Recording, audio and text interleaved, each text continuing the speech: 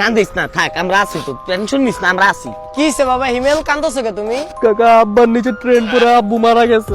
তারপরে ক 1000 টাকা দিয়ে কি করলি? আব্বা 500 টাকা মারে দিছি, 300 টাকা দোকানদারে দিছি। আর 200 কো? আব্বা বাজারে তাহলে সময় 200 টাকা হারিয়ে গেছে। আরে বাবা কান্দিস না, এলো 20 টাকা চকলেট খা।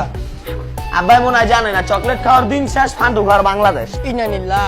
আচ্ছা বাবা টেনশন করো না, আমরা আছি তো। হাসান আর বাসায় নিয়ে যাও। আচ্ছা আব্বা, এই দেখ, এই প্রকৃতির মাঝে কিন্তু আঙ্কেল হারায় রইছে, আমরা দেখতাছি না, আঙ্কেল কিন্তু আঙ্কেল ঠিকই দেখতাছি। দেখ ফান্ডুটাও নিবে গেছে।